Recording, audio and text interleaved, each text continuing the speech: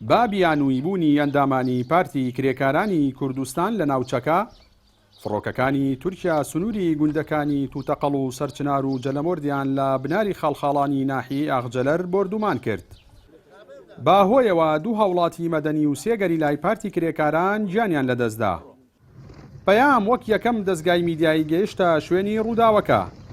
ئەوەی بۆ ئاشکرا بوو کە دڵڕاوچەی زۆر لە لای گوندنشینانی سنوورەکە دروست بووە.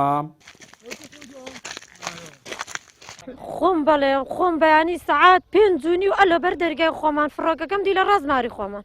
ئەو هەشەوقێدا وەک ئاوێنە بەس دەنگی نەبوو هیچ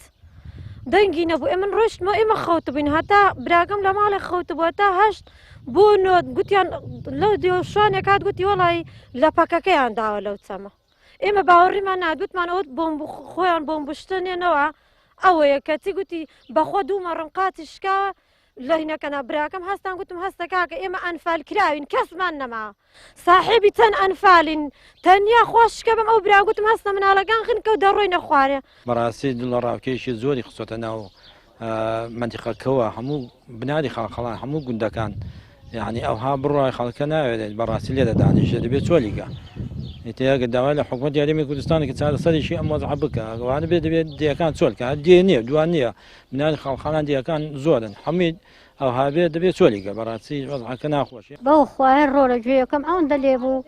چون بە ماری براکەم کوڕەکە هاتەوە گوتی میمی لە پشت ئاوایی بۆتم زرمەیە هاتۆ لەو پشتەوە چەقەدووکەر هەستە گوتی چەقەدووکەر هەستان لێ گوتم ڕۆرە چیت دی چیت نەدیوتی بۆ خوایە میمی ئەوەندە دەزانم وەک گەردەلوول هوشەیەک هات وشەی هات هێن بوو لەوێ گرمە هات دووکەر هەستا بۆ عاسمە. هەردوو هاوڵاتێ مەدەنێکە پورزا و خاڵۆزای یەکتر و کە سوکاریان فالکراون.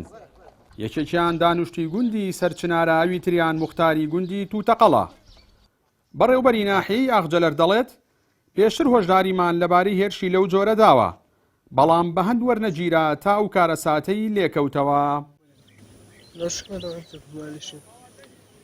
بە دڵنیایەوە ئەم ڕووداوانە بێتە هۆی ترس و دڵەڕاوشیە لە سنوورەکەیە کە بۆ خۆی بوونی ترس و دڵەڕاوشیە ئاسایشی ناوچەکە ئاسایشی کۆمەڵایەتی دەرونی هاوڵاتیانە شێوێنێ ومێ دەکەین دووبارە نەبێتەوە. بە دڵنیایەوە پەیامەکە ئەوەیە ئەم هێزانە ئەبێ لە شوێنێکە جێگیان بکرێتەوە و ئێمە بوونی ئەم هێزانە بێتە هۆی ترس و دڵڕاوشیە لە سنوورەکە و بێتە زیان بۆ خەڵکی منتیقەکە ومێ دەکەین لەسەروی ئێمەوە ئەنجومەنی وەزیران حکوومەتی هەرێمی کوردستان چارەسەریان بارودۆخانە بکاتن هە لە سنووری ناحیە ئاغجەلەر نییە. لە ساڵی 2016دا هێرشێکی هاوشێوە کرایە سەر ناوچەکە هەرچەندە زیانی مرۆیی نەبوو بەڵام لە سنووری شاخی کێوە چەرمەڵە